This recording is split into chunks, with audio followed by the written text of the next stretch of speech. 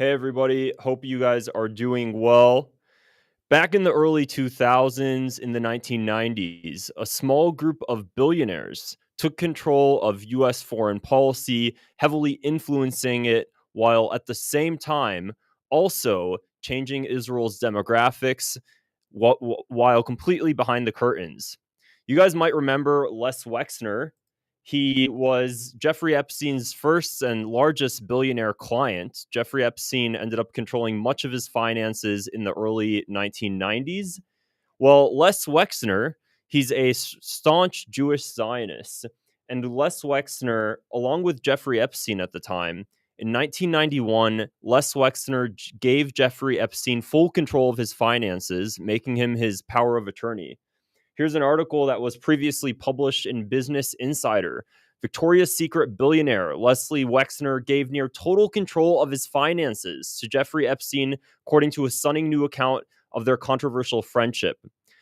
Les Wexner gave him control of his finances in 1991, and during that exact year, Les Wexner also formed a very discreet and secretive group known as the Mega Group. The Mega Group was comprised of 20 of America's wealthiest and most powerful Jewish billionaires. Here's a previous article published in 1998. Titans of industry joined forces to work in Jewish philanthropy. About 7 years ago, I'm on the second paragraph now, 3 men, among others, were convened for a meeting of the study group, also known informally as the Mega Group, a loosely organized club of 20 of the nation's wealthiest and most influential Jewish businessmen, formed 7 years ago by Leslie Wexner. So basically what ended up happening here is you had a whole group of people. I don't even know if you guys can see me anymore. It seems that my computer and everything just shut off. There we go. Alrighty. So basically, we had a small group of people come together, a loosely organized club of 20 of the nation's wealthiest and most influential Jewish businessmen. Nobody knew that this was going on. This was an incredibly discreet club. And when they got together, the first thing that they wanted to focus on was US Middle East foreign policy, and also Israel's crisis, Israel's problems, and they wanted to figure out how to solve that and also how to help Jewish identity here in the United States. Because ultimately, Israel and support for Israel comes largely from the Jewish community, both in Israel and across in the entire world. And the number one thing, one of the largest issues that they believed was an issue to this was actually the Jewish intermarriage rate. One of their largest issues, they believed that if Jewish intermarriage rate continued to increase, then ultimately so would giving decrease, because obviously the less Jews they are, the less people feel connected to their identity, then there isn't going to be as much funding for Jewish causes. And at the same time, they wanted to make sure that there's a high marriage rate within the Jewish community, because that would mean that there's going to be a consistent inflow of settlers to Israel. And they were incredibly worried about this. They were worried that the Jewish intermarriage rate was high because they were worried about Israel's long-term security with a dwindling settler inflow while the Palestinian population continues to increase. So that was one of their number one focuses very early on.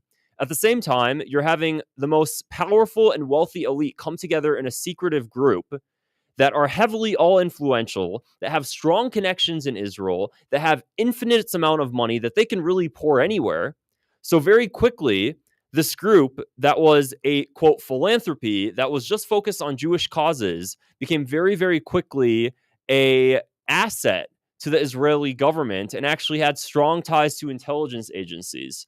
So this mega group at the time, like I said here, their big challenges, this is coming from that 1998 Wall Street Journal article. Today, some estimates put the intermarriage rate at nearly 50%.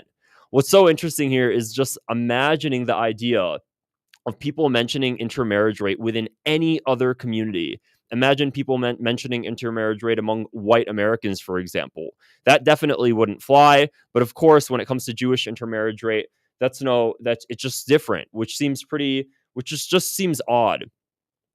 So here's what's so interesting about this is that they come together and they form what's known as the mega group. And it was very discreet. Nobody knew about it. Now, this is what's really weird. At the same time, in the early 1990s, there was a hunt for an Israeli mole in the State Department known as Mega. The United States intercepted a phone call. The NSA intercepted a phone call at the time while this mega group was being formed. And it was coming from Israel, from Tel Aviv, all the way here to the United States. And it was coming to the Israeli embassy in the United States. And the NSA intercepted this phone call. And basically, an Israeli official in Tel Aviv was asking an Israeli official in the Israeli embassy in the United States, hey, we need access to these confidential U.S. government documents. Do you think you should be able? Do you think you could get access to them for us? And the U.S. embassy and the Israeli embassy official responded and said, I don't know if I can get access to them. However, should we use Mega in order to get access to these documents? You get what I'm saying? We had an Israeli official here in the United States saying that he could potentially use this individual or this group or something named Mega that clearly has access to confidential government records in order to get these documents and send it back to Israel. So now the gray area is was the Mega that was mentioned in this NSA intercepted phone call the same Mega that was this newly formed group of 20 of the nation's most wealthiest and powerful Jewish businessmen? Now, that's hard to say, but there's a lot of documents that suggest, yeah, it actually is. It was one and the same, and they actually did have very, very strong ties to intelligence agencies. So here's this Times article that I wanted to share. This is a 1997 article in the Time that Israel may have a mole even better placed than Pollard, Jonathan Pollard, who was the Israeli mole here in the United States, a senior U.S. official, quote, codename Mega, who may be passing on U.S. diplomatic intelligence to Israel. So what's so interesting about this is that while this was all going on, President Bill Clinton was initially hunting for this Israeli mole in the State Department known as Mega. And there was a lot of headlines at the time in the 90s talking about this hunt for an Israeli mole. You have to remember that the 90s, this was about just 10 years after the Jonathan Pollard scandal, which was a huge, huge scandal at the time. We basically had a plant here in the United States sending all of this information to Israel. It caused a huge fracturing in U.S.-Israel diplomatic relations. I mean, as much of a fracturing as you can possibly have, even though we're basically occupied by Israel at this point. So this is just coming 10 years after this. So the sting is still there.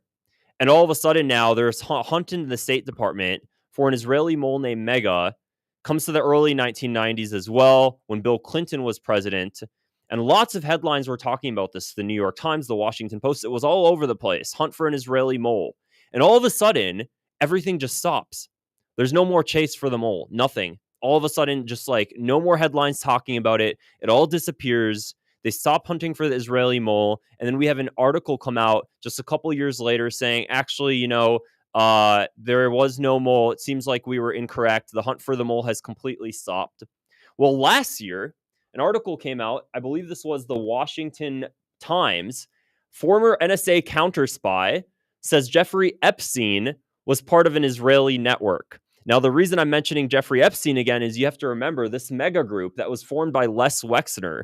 By the way, Les Wexner is the billionaire who was the CEO formerly of Victoria's Secret. He owned Bath and Body Works, all under L Brands. Well, Les Wexner was Jeffrey Epstein's, basically the guy how Jeffrey Epstein got all of his money. He was Jeffrey Epstein's largest client. He made Jeffrey Epstein his power of attorney. So Jeffrey Epstein was very, very, very close to this group, this secretive club of 20 of the nation's most powerful elite. And Jeffrey Epstein was connected to this club. And while this club was going on, there was this group that Leslie Wexner founded called the Mega Group that had strong access, a lot of influence, potentially sending confidential information to Tel Aviv. This group reportedly had access to foreign intelligence and was helping the Israeli Mossad. And then we ended up having a former NSA counter spy saying that Jeffrey Epstein was part of an Israeli network.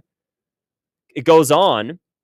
It seems that Jeffrey Epstein, this is an article that was posted last year, was part of a shadowy Israeli influence operation known as Mega. This is an NSA counter spy saying this. Former National Security Agency counter spy. I'm reading the first paragraph here. John Schindler says he has connected to the intelligence thoughts regarding the late convicted sex offender Jeffrey Epstein and linked him to an Israeli influence operation. Epstein and his operation to fly powerful officials to his private island for sex with underage women received fresh public attention recently with the release of court papers revealing the name of many who traveled to what has been dubbed Lolita Island. So now we have an NSA counter spy coming out and saying, actually, Jeffrey Epstein was part of an Israeli influence operation. Clearly, this is not surprising. We knew this already. But now we're getting a hint a little bit as well that what's this Israeli influence operation that Jeffrey Epstein was a part of was called Mega. This is coming years later. At the same time, Bill Clinton in the 90s was part of a shadowy, was looking for an Israeli mole in the State Department. Remember that this article posted in 1997 in the Time was talking about an Israeli influence operation or somebody in the Israeli government known as Mega. So we're hearing the name Mega come up again. And prior to that, in 1991, we know that Les Wexner, who was basically the one who bankrolled Jeffrey Epstein, founded an influential, shadowy group of 20 of the nation's wealthiest and most powerful Jewish elite known as Mega. And me saying Jewish elite is coming directly from this article here in 1997. Here it is. Titans of industry join forces. The study group informally known as Mega of 20 of the nation's wealthiest and most powerful Jewish businessmen, again, known as Mega. So what's going on here? We're hearing Mega 3 times now. Seems Jeffrey Epstein was connected to Mega. So it strengthens the idea that codename Mega wasn't actually an individual mole in the State Department. It wasn't just one person, but Mega was codenamed for an entire group. It was part of the entire influence operation that was going on in the early 90s, in the early 90s, all the way up to the early 2000s. So this was 10, 15, potentially 20-year influence operation. And it makes you wonder, why all of a sudden did Bill Clinton decide to stop looking for this Israeli mole in the State Department known as Mega? What could Israel have had on Bill Clinton that could have made him stop looking for this Israeli mole? Because clearly they were looking at one point. You can search this up. There was headline after headline after headline in the late 90s talking about this Israeli mole. All of a sudden, those headlines stop. So something must have stopped Bill Clinton from continuing to search for this Israeli mole. What was going on with Bill Clinton at the time? Well, we ended up having the Monica Lewinsky scandal. And there was some articles coming out. I'll have to pull them up and show them to you guys later. It was stating that Monica Lewinsky, whether or not she was planted there, Israeli intelligence ended up accessing information, and they ended up learning about this. And this is now speculation. I'm putting this out for YouTube, so clearly this is now speculation that's coming out. Could Monica Lewinsky have been used to stop Bill Clinton and his administration for looking for this Israeli mole or this influence operation or seeing what's going on regarding this thing known as Mega? Now, that's all for speculation. There was an entire book actually written about this at the time regarding this, and it was connecting these dots and saying, yes, Israel used the Bill Clinton scandal as a means to shut down the search for this Israeli mole, this group, these individuals known as Mega that was influencing U.S. foreign policy at the time, that was accessing confidential U.S. information, sending it to Tel Aviv. How are they getting it? We didn't know at the time. This was all going on in the early, all the way from 1991, clearly up to when Jeffrey Epstein was still in power, was still on his rise, still had access to everybody before the whole scandal broke out regarding Jeffrey Epstein. So this was going on for at least 15 years? And all of a sudden the search stopped for it. So aside from the fact that Mega here was focused on U.S. foreign policy, was focused on Jewish causes, there was actually a WikiLeaks article that came out on Mega. I'm going to try to pull out the WikiLeaks. And it basically said Mega had access to a lot of Israeli Mossad officials, and basically Israel used Mega as just another arm of influence, as another arm of reach, as another arm of intelligence. Similarly to how Israel uses the Anti-Defamation League here in the United States to further advance its goals and Israel's foreign policy goals and Israel's own national security, using the ADL, using AIPAC. Mega was basically another arm of this, potentially much, much more influential because it has access to infinite amounts of money. So back to what I was saying here now. Mega is working, of course, with foreign intelligence. And then there's that other issue that they had, is that for Israel, and you have to remember now, Israel is an active settler colony. And when I say that, I'm not just throwing out words, that are, I'm not just throwing out leftist words like, oh, it's a settler colony. I feel like whenever people say that about Israel, they automatically assume, oh, this guy's a leftist or something. You just kind of have to imagine if there's a colonial state, if there's a settler state, in order to keep a settler state alive, what's that actually mean? So really think about the definition of that.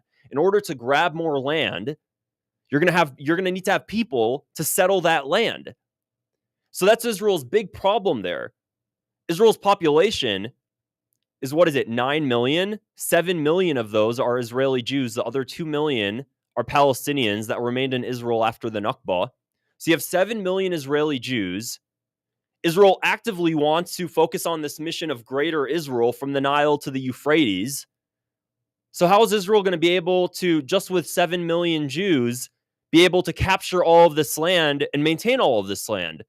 In order to do that, you're going to have people coming in. You need a consistent inflow of immigrants to settle the land that they take. So with this in mind, and with the fact that Israel is an active settler state that needs an active supply of settlers to maintain that state, then things like immigration rate or intermarriage rate are really important. Because if you have a Jewish intermarriage rate, and at the time it was 50% is what they calculated, I believe now it's closer to 60, 70%, then you're going to end up having children that may or may not be as connected to their Jewish identity. And if that's the case, and Jewish identity declines, then what happens to Israel when they need a constant supply of immigration to settle the land? It's reduced. It becomes a lot more difficult to further expand as a Jewish state. So that's a huge problem for Israel. Intermarriage rate is a huge problem. One, because obviously you're going to have a reduced inflow. There's also that concern, is their identity going to remain Jewish each successive generation? If they decide to continue intermarriage, you're going to have less supply of immigrants, and then you're going to also have less access to money, less access to funding, because if you have less people identifying with Zionism, identifying with Israel, then clearly any Jewish organization, any Jewish Zionist organization specifically, any pro-Israel organization is going to just simply receive less funding because there's less people that care about the cause. So intermarriage rate becomes a very, very big issue. And that's why that was actually one of the main issues that they decided to tackle on very, very early. The study group represents the nation's most successful executives trying to apply their skills to the world of Jewish philanthropy as it wrestles with big challenges. As the Holocaust recedes in time, if not memory, and Israel becomes a more ambiguous symbol, American Jews are losing some major reasons to identify themselves as Jews. And as Jewish identification declines, I'm reading the second paragraph now, so does giving. At the United Jewish Appeals UGA Federation, New York, donations have been flat this decade, hovering around $250 million a year in spite of a booming economy and increasing wealth of the donor pool. People are becoming more wealthy, yet donorship is flatlining. So that's an issue for them. So because that's an issue for them, they wanted to obviously focus on figuring out ways to solve that issue. Keep in mind, where did we recently hear about Jewish intermarriage rate? Somebody very, very recently, within the past couple of weeks, was also mentioning Jewish intermarriage rate. It was the CEO of the ADL, Jonathan Greenblatt. Take a listen to this video here. Is it your sense that Jewish people are getting complacent, that they're not engaging to degrees and levels we should be? I have met a lot of October 8th Jews for whom the massacre on October 7th was a wake-up call. I've met a lot of people who feel much more galvanized, much more organized. But that will only be sustained if we offer them, ways to participate in a real and robust way in Jewish life. And whose responsibility is that? In essence? All of ours. Yeah. But this is why we need a revolution in our community on so many levels. So look, the reality is that intermarriage rates continue to go up. Assimilation continues apace. And look, I fight Intermarriage rate continues to go up. Assimilation continues apace. He's clearly concerned about that because what happens to the identity, and more specifically to the Zionist identity, not just Judaism, but it's really Zionism that he's focused on, because this guy is basically an extension. A lot of his policies benefit Israel, clearly. So it's an issue. So immediately the mega group is formed, and the mega group, which was co-founded by Les Wexner, was also co-founded by Charles Bronfman, who is the heir of the Seagram's empire, the liquor, what have you. So this billionaire as well, Charles Bronfman, he quickly co-founded the mega group with Les Wexner. And they worked together, and Charles Bronfman really, really, really had a huge interest in dealing with the intermarriage rate and dealing with Israel's settler pool that it's going to need as an influx and figuring out ways of how to solve that issue. So Charles Bronfman starts brainstorming ways he can do this. Again, you have to remember, this is still back in the early 1990s. He's figuring out what he can do. So Charles Bronfman, along with Michael Steinhardt is the huge, he's been on Forbes before, really big guy. He's just a huge, manages a ton of finances. He's the hedge fund manager, also a billionaire, access to a lot of funds, very staunch Zionist as well, very dedicated to the pro-Israel causes. So Michael Steinhardt and Charles Bronfman, they work together in the mega group that Les Wexner and Charles Bronfman here founded. And they immediately started working together, and they figured out how they can deal with this intermarriage rate issue to make sure that Israel has a consistent pool of settlers. So what would the solution be there? Well, it would be great if we could figure out a way to connect young Jews all around the world and immediately make them pro-Israel and immediately make them Zionists. So what's the best way that we could do that? What's the best way we can ensure that we capture them when they're very, very young, before they're married, before they decide who they want to have as a husband or wife, to make sure that their children are also incredibly dedicated to the Jewish cause, to the Israel cause? Well, the best way to do that is to create a foundation called Birthright. And the best way to do that is to create an organization where any young Jew, anywhere in the world, can go on a free trip to Israel before they're married at a very young age and become very, very dedicated to the Israel cause. And we can brainwash them. And we can do a whole entire propaganda trip. And if we do that, then maybe, just maybe, we can stop the Jewish intermarriage rate. And maybe, just maybe, we can really strengthen Zionism in the community. And maybe, just maybe, we'll have a consistent flow of settlers coming in. And we can really solve that demographic issue that we have. Because Israel has to worry about expanding territory, because we know that Israel wants expanded territory, settling that territory. And then there's also a really, really big issue, is that right now, the Palestinian fertility rate is higher than the Jewish fertility rate in the area. If you count the Palestinians in Gaza, which floats around 2 million, but honestly now it's just with everything going on in Gaza, with a major onslaught going on, that number has significantly declined. But prior, there's 2 million in Gaza, about 3.3 million in the West Bank. So we're at about 5.3 million. And then you have to remember, there's also 2 million Palestinians that are still living in Israel that didn't leave during the Nakba. So now we have about 7.3, 7.4 million. Well, that's right neck and neck with the Jewish population in Israel. That's actually a little bit higher. And in the 1990s, it was still significantly higher. So if anything ever happens that forces Israel to become a one-state reality, which it already is, as a democracy, then immediately that's going to become a major issue when you no longer have a Jewish majority.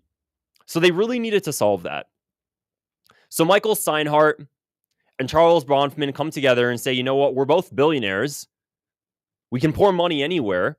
Why don't we create an organization where any young American Jew, any young European Jew can get a free trip to Israel, and we'll call it Birthright. And on the trip, the number one thing we're going to focus on is making sure they get really, really tied in to the pro-Israel narrative. And we really, really want to make sure that we solidify a young group of people, and we make these young children, these teenagers, these young adults, we try to push them to move to Israel. So that's exactly what happened. And very quickly, they ended up receiving more and more interested donors, more and more interested Zionists that thought that this was a great idea, staunch pro-Israel individuals. One of them you might have heard of, and she is Miriam Adelson. She recently also donated $100 million to Trump's campaign. You guys might remember this was in Trump's recent campaign, recent run for president. She donated $100 million. That might just maybe, is that why Trump is so pro-Israel right now? Just maybe. Do you think that $100 million that he received from Miriam Adelson, maybe just maybe, is influencing his foreign policy decisions right now? Do you think maybe just maybe she has close access to Trump and she's influencing him or asking him for favors, and he promised her something, whether that be annexation of the West Bank or just ignoring when Israel decides to expand settlements and split the West Bank in half, like we've just seen recently with the E1 settlement plan, and the US government makes no statements on it, even though the entire world, the entire Western world, Canada, the UK, every other country is mentioning it. Do you think maybe, just maybe, she has some sort of influence there? Absolutely. So Miriam Adelson, Birthright also became active by 1999. So Michael Steinhardt and Charles Bronfman came up with this idea after the mega group was founded in 1991, and by 1999, Birthright was enacted. And very soon after, Miriam Adelson and Sheldon Adelson, she's a widow now, Sheldon Adelson also gave, I believe, $17 million to Trump's campaign back in 2018, her husband, to move the embassy from Tel Aviv to Jerusalem, which Trump did do. And after Trump did that, they ended up putting on the New York Times in a huge front page headline, "Trump, you promised, you delivered." Sheldon Adelson paid for that cover after Trump moved the embassy from Tel Aviv to Jerusalem. So just so you know, Trump's relationship with the Adelsons goes far, far back. Like, he's been accepting their money from for a long time now. And what's so funny is that you might remember back in 2018, during Trump's first presidential campaign, he made that statement that was super provocative, and he said, "quote I don't need Jewish money from the Adelsons." He was literally specifically referring to money from the Adelsons. This is coming directly from Trump's own words. Well, just a few years later, he ended up accepting that money, so apparently he did need access to that money. He became bought out very quickly. So anyways, I digress. So Miriam Adelson quickly hops on board with Birthright, and she was obsessed with it. She loved the idea of it. She thought it was a great way. And Birthright, because of this intermarriage issue, they really started focusing on making sure that there are a lot of Jewish children. So back in 2018, Miriam Adelson actually gave a speech at a Birthright event in Israel, and she urged young American Jews to have more Jewish babies and lobby governments for Israel. This is her direct quote. Here's the article. Miriam said, this is again 2018 on June 27th in Jerusalem. Miriam said that she wanted thousands of young Jews on the trip to, quote, have more Jewish babies because assimilation is, quote, decimating the diaspora, and then go back and lobby governments and sway public opinion. These are direct quotes that she gave from the Birthright trip in 2018. So do you realize that Birthright is a billionaire project to fix the demographic issue, in Israel, this demographic issue, to make sure there's a consistent inflow of settlers to settle the land as Israel expands. That's the whole point of it. And the best way to do that is by making it all free. And you play a concert while these kids are on Birthright. And you pair these kids up with IDF soldiers that are about their age. You find 18-year-old IDF soldiers, 18-year-old American Jews, and you just entrench them in Zionism on this propaganda tour. You do an entire thing. You make it an emotional thing. You bring these people together. You play music. You put them on these hikes. You make it a whole entire event. You play some music. And all of a sudden now you have a whole entire new staunch generation of Zionists that can further advance Israel's goal. And not only further advance Israel's goal, but specifically say, Miriam Adelson specifically said in this 2018 speech on a Birthright event, go lobby governments for Israel. So not only do they want a consistent inflow of settlers to fix that demographic issue, but they want to make sure that they have a strong diaspora that will be able to shift U.S. foreign policy towards Israel. And not just U.S. foreign policy, but lobby governments in general, lobby the Western world for Israel. So that's the whole point of this Birthright trip. It's not just a fun trip that they put together for no reason. It was a billionaire project. It was a billionaire project created by this guy right here, Michael Steinhardt, created by this guy right here, the heir of Seagrams, Charles Bronfman, co-founded an organization made by this guy right here, Les Wexner, who is the billionaire backer of who? Jeffrey Epstein. And this billionaire secretive club was called the Mega Group. And this Mega Group, at the same time, while all of this was going on, was again also working on U.S. foreign policy. And this Mega Group was also working with Israeli Mossad. I'm trying to find that article here that I previously posted. Here it is. This mega group of the secret billionaire club that also formed Birthright was also passing U.S. diplomatic intelligence to Israel after the NSA intercepted a phone call and they realized that there was this codename Mega. This is all happening in the 90s. And apparently, Bill Clinton's administration was initially searching for this mole, and all of a sudden, that search just ended up getting called off, and the Monica Lewinsky scandal happens. The timing of it is all just very odd. It's very odd. Makes you think, did Israel find out about this? Did Israel basically use the Monica Lewinsky scandal as blackmail to stop the search for the Israeli mole? Or the Israeli mole known as Mega, whether it was an individual or a group at the time, they didn't know from the information that we have available. But now we know for certain that Mega was a group. Mega is a group. And by their own words, like I said before, Mega, as is in the second paragraph here, was an organized club of 20 of the nation's wealthiest and most influential Jewish businessmen. It was an invite-only club. And aside from this 1998 article, there was nothing else really reported on it at the time. Nobody else knew about it. They wanted to make sure it's super discreet.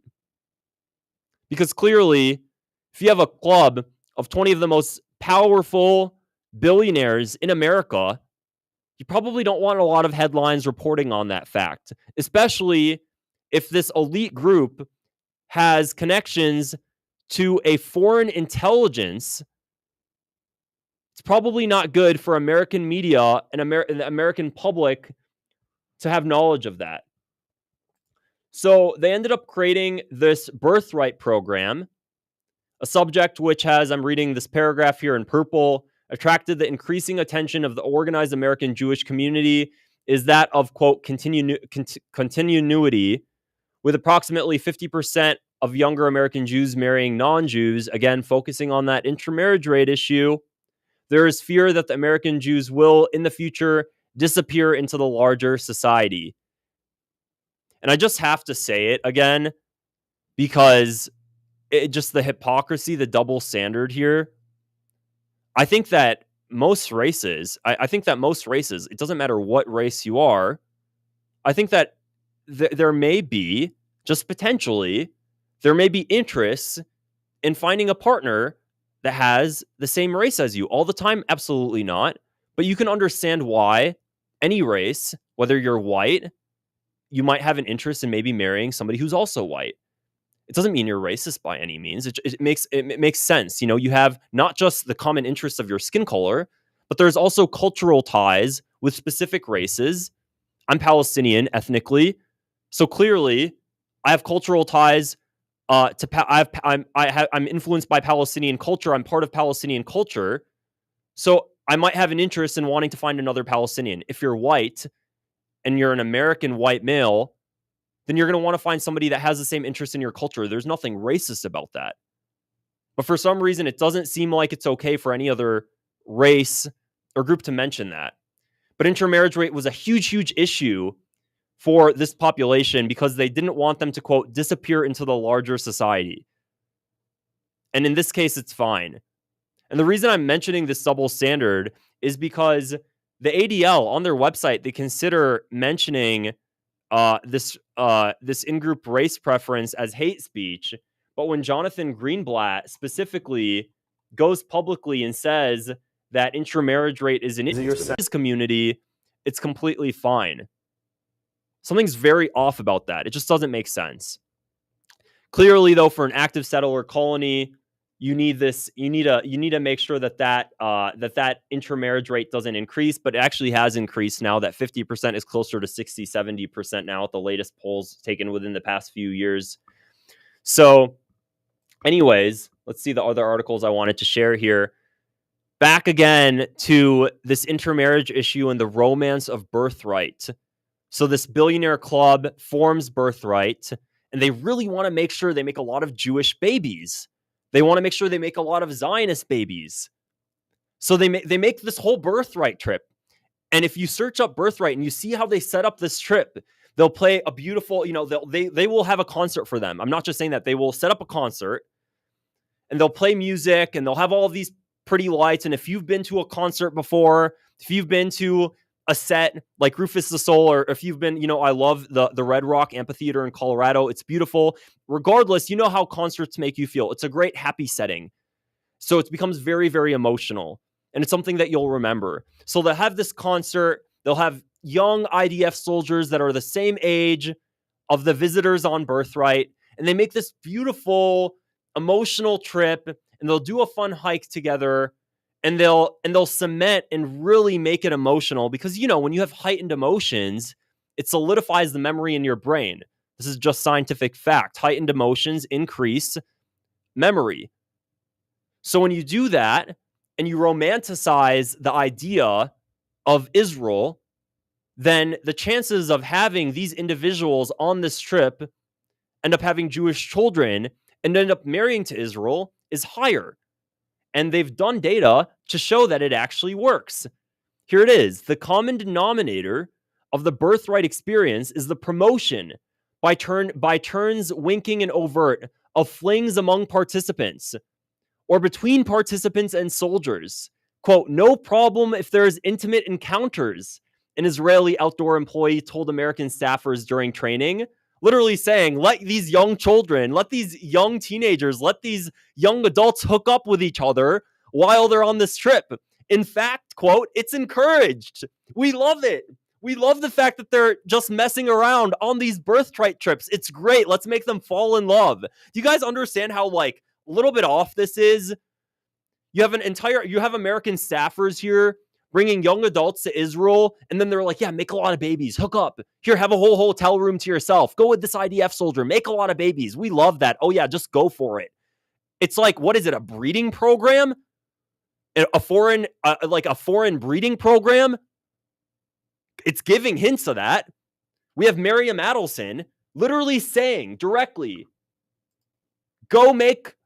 have Jewish babies, have more Jewish babies, lobby governments, go on this romantic trip, and we'll pay for it all. And then we'll give you a private room to go hook up in. Like, this is crazy. And it works. And here it is now. I'm reading the last sentence here. In fact, Birthright boasts that alumni are 51% more likely to marry other Jews than non-participants. So it works. The intermarriage rate was an issue.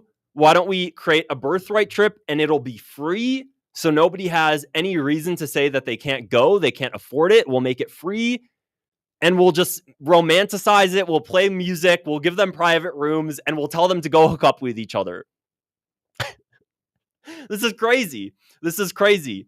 And I have a friend, actually, and I also want to mention this. This is what's also crazy, is I was talking to my friend, and she was telling me, and she has, I think her great grandmother is Jewish. I think she has less than like 5% Jewish ancestry. And she didn't even know she had Jewish ancestry until she took a 23andMe test. This is one of my closest friends. And this is prior to our friendship. And she was just ignorant. She had no idea about Zionism, nothing about Israel. So she actually she didn't need to even show anything to get on a birthright trip. She did not need to prove her Jewishness. All she had to say is that she had Jewish blood. Literally less than 5%. My friend, she at the time went on this birthright trip, and she told me about this. We talk about it since then. She's the most anti-Israel person that you can find. Doesn't matter. She told me that when she was on this birthright trip, participants and other people in her cohort, actually, the girls started infighting with each other. They started infighting with each other about which IDF soldier they want to hook up with. So they're literally bringing them on this hookup trip. That's what's going on here. So they bring them on this hookup trip to make more babies, to have more people, to settle the land. And then we have Ariel Sharon in 2005, the former prime minister of Israel, telling American Jewish immigrants was vital. Again, I'm reading the first sentence here. Israeli Prime Minister Ariel Sharon has said American Jewish immigration was vital for Israel's survival as a Jewish homeland. Quote, the first step to ensuring a Jewish majority is aliyah. I keep forgetting how to pronounce that word. That's basically the Hebrew word for Jews returning to Israel, is what they believe, and settling the land. Widespread and broad aliyah from the entire diaspora, and particularly from North America. This ensures not only the future of the state of Israel, but also the future of the Jewish people, the Prime Minister said in a speech to the Jewish Agency for Israel's General Assembly in Jerusalem.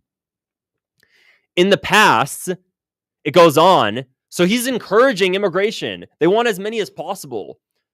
I mean, what's the total Jewish population worldwide? They say it's around like 16 million or so. There's 7 million of them in Israel.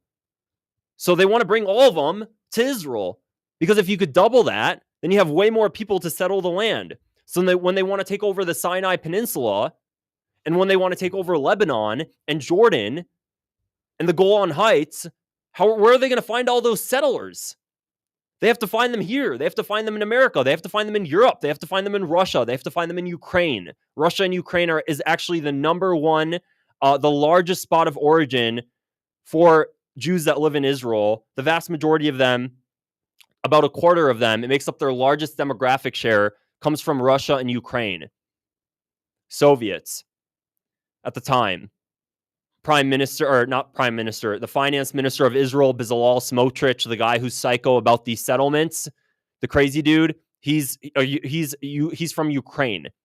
So there's all of these immigrants all around the world, and they all want them to come, and they want them to settle the land, and they want to make sure they make a lot of babies. So they're going to do a free birthright trip for any of them that wants to go. They're going to romanticize the trip. They're going to make a breeding program, basically. It's literally a Jewish breeding program. and they're going to do this trip. And this is not to disparage the community in any way, but it's just saying like this. It seems like this is what's kind of going on here, and it's more so about explaining Israel in general and how it operates and how they've hijacked a religion in a way in order to do this, because we know that there are a lot of anti-Zionists as well, but that's what their issue is. They don't want that. They, as in Israel, Israel specifically, they don't want that at all. So anyways, it works clearly, and Birthright still goes on today. And here's annual number of diaspora Jews immigration to Israel from 1996 to 2024. On the y-axis here, you can see the number of immigrants per year. In 1996, it floated around 70,000. If we look at the latest here, 2024 stats, after October 7th, that number declined a lot, and it was now closer to about 27, 28,000.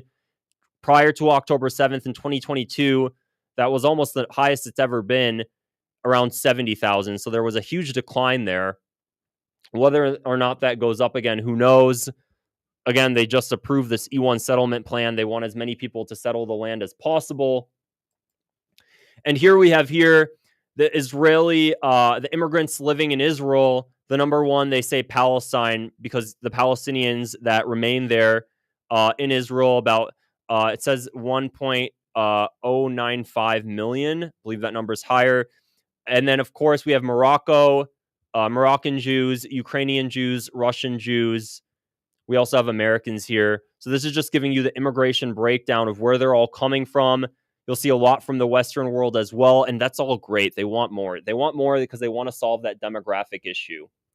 And when I talk about that, and I say, Israel wants this greater Israel, we have to see, like, where is the data showing right now? Like, what information do we have now that Israel is actively focusing on expanding? Not just expanding the West Bank and Gaza, but is there goals of further expansion, obviously, to southern Lebanon, even further, the Sinai Peninsula again?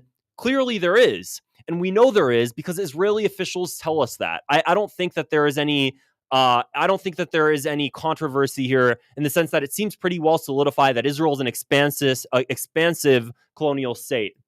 And we know that because Netanyahu, literally just on August 12th, so what was this, about a week and a half ago?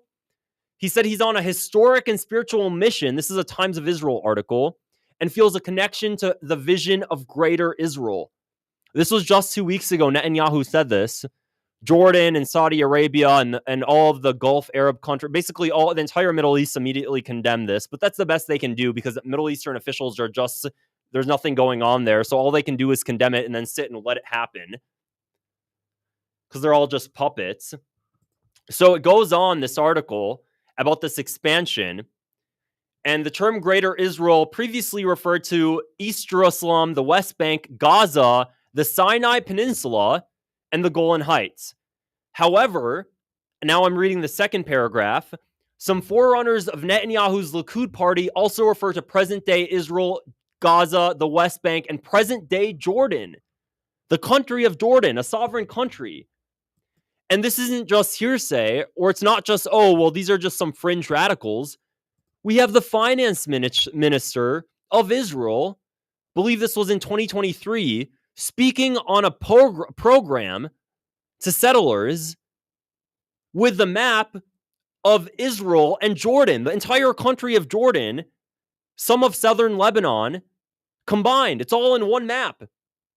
And they're speaking on podiums. They're showing these maps. They're talking about it. They're saying from the Nile to the Euphrates. They're showing maps encompassing a greater Israel. So just so you guys know, this encompasses the West Bank, the East Bank. The East Bank is on the opposite side of the Dead Sea. Jordan, Amman. Where are all of these Arabs going to go? How, this is their greater plan. So they're working on this. They're trying to figure out how to do it by like piecemeal, piece by piece by piece. Where are these Arabs going to go? Seems like so far the Arabs are just going to Europe because they have nowhere else to go. So this is not in Europe's interest, by the way, at all. Because as we know, as the Middle East becomes decimated, it ends up flooding Europe and changing Europe's demographics. And Europeans are rightfully upset when you have when there's this huge demographic change, and they're like, what's going on? It doesn't matter what country it is. I can put 3 million people from wherever into China, into Jordan, into Saudi Arabia, and a huge influx of immigrants. It's just not going to work out, especially when you see your culture and your country changing. It makes sense as to why there's some upset there. So just so you know, this benefits nobody. And they want to expand. So where the hell are they going to find all these people to settle the land? Well, we're going to find a lot of young children, a lot of young adults, and we're going to have them make a lot of babies. And we're going to have the billionaire class of the Seagram heir, Charles Bronfman, and the huge hedge fund manager, this dude, not even going to comment on this guy, Michael Steinhardt. We're going to have them come together and make this billionaire secret project to fix that issue. So that way, eventually, just eventually, we'll end up having this vision of a greater Israel, and we'll have a lot of settlers to make it happen. Because in order to take a lot of land, you got to have a lot of people to fill up that land. Otherwise, eventually, if you have an Arab majority, then you're just going to eventually, that majority is going to eventually just take over. So it's not going to be maintainable. And it goes on further, because we know a lot of staunch Zionists, what they want is they want this greater Israel. And they'll say it. They say they want the Nile to the Euphrates.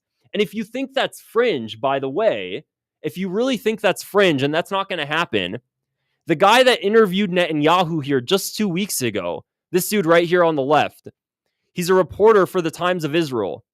He started a Shopify website, started selling bracelets, and started selling necklaces after this interview with Netanyahu of this map.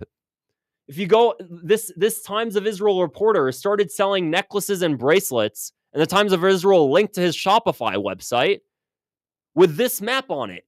It wasn't just the map of that tiny little Israel, it was the whole thing. So they're feeding it into their population. They're changing their population's perception of what's possible. And they're telling them this is, you know what I mean? Imagine America just started, we have American politicians starting to make necklaces and bracelets of maps, including all of Mexico and Canada. It's going to cause alarm in Mexico and Canada because you're starting to propagandize an entire population for this. So it's not just a fringe few. And also, even if it was just a fringe few, even if 90% of Israelis don't believe in it, ultimately that doesn't matter if the 10% that do are all in the government.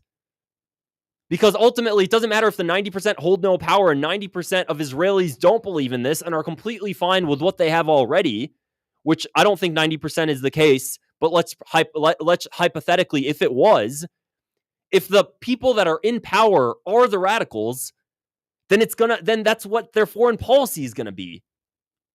If the Mossad is full of radicals that have this vision in mind, then what could they potentially do to ensure that vision's existence?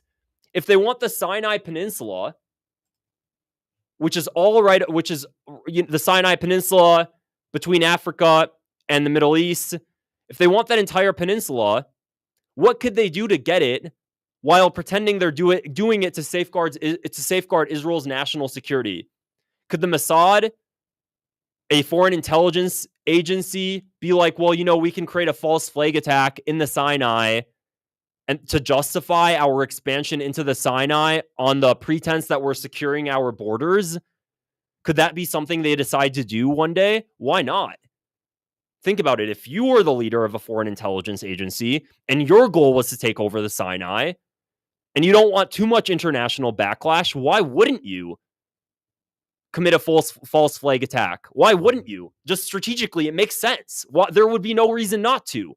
Versus what? Versus just conquering the land without just outwardly doing it without any false flag and making yourself look like the aggressor? No, you're going to want to create some weird event to justify it in the international community. So why not create a false flag attack and take over the Sinai? You have to really think about the way that these people, that the way that Israel has acted and what they're willing to do. None of this is fringe.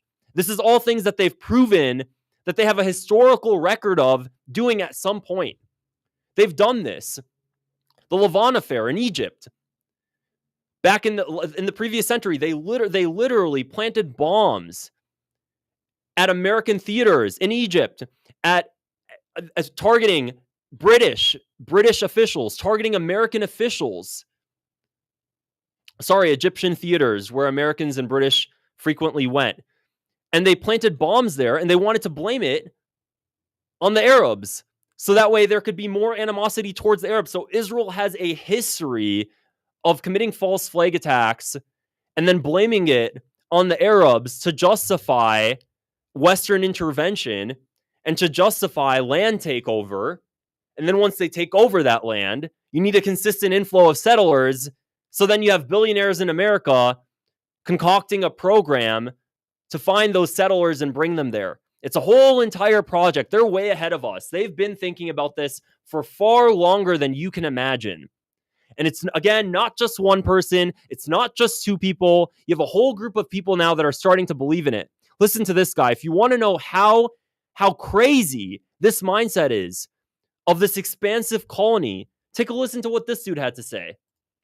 Eventually, our borders will extend from Lebanon to the Great Desert, which is Saudi Arabia, and then from the Mediterranean to the Euphrates.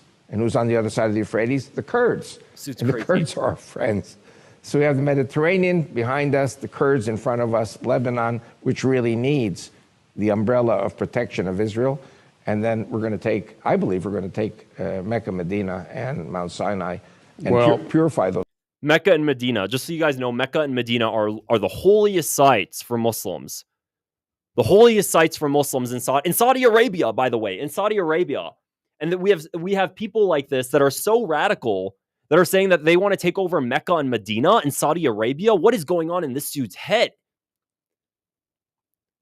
So they want to take over Mecca and Medina. He believes there's going to be a greater Israel. And if this was just some fringe dude, this is what you guys really have to understand, is if these fringe radicals were the 10% that had the least amount of power in Israel, then we would be having a different conversation. Then I would say it really doesn't matter. Because you have people in America that are radical, that have the craziest beliefs, but they have no power, so it doesn't matter what they think. The issue is that people like him do have power. The people like him do control their government. The people like him can make it happen. That's the issue here. And there's a clear track record showing that that's what they're working towards. We have Netanyahu saying it. He feels a religious mission for greater Israel just a couple of weeks ago. So this is the whole plan. This is what's going on. And we have a billionaire class here in America working to make it happen. Until today, if you look at the largest donors for Birthright Israel, the same people who founded it, Les Wexner, also on there. If you cross-check with IRS filings, you'll see all of their foundations and the latest IRS records showing that they're funding this. If it wasn't for them, this wouldn't even exist. They're funding this. They're stopping the intermarriage rates. They're ensuring you have a consistent flow of young settlers to conquer the land, what they believe, to take over the Sinai, build a settlement there, to take over southern Lebanon, build a settlement there, to what? Take over Amman, Jordan, and build a settlement there? And what's going to happen to all those Arabs there? There's just going to be no conflict at all? And when there is a conflict, where are they going to go? Wink, wink, Europe. Wink, wink. Europeans wake up and see how this will negatively impact you and shut it down before it's too late. We're already seeing the ramifications of it. You don't want any more immigrants in Europe? Well, then stop Israel. It really comes down to that. That's the solution. It helps everybody. In every single way, it helps everybody. So if we don't stop this, and if there's no acceptance that this is the goal, then we're just going to keep letting things happen. And when I say acceptance, I mean much broader acceptance among the normies that this is what the project is. And if American officials don't wake up, or if we don't elect American officials and we don't have people in power that are not bought out, then this is where things are headed. And it's gonna be a detriment to the entire world. So I've been talking your guys' head off. I'm gonna read some of the comments here. They call you fringe if you are able to critically think unbiased. Absolutely. The saddest part is that they could easily be criminalized if the general public were more educated. because the accusations is a mirror. So all you need to do is demand they define their own terms. They will bring us into World War III. They can't get away with it anymore. Anyways, that is it for this video. If you guys like this, please make sure to click the subscribe button below on my YouTube. I'll be making another video later today, completely different topic. Let me know what you guys think. Really appreciate the support, guys. If you are on YouTube right now watching this, appreciate a super chat. Support my channel, and I will see you guys later. Thanks so much for watching. Bye.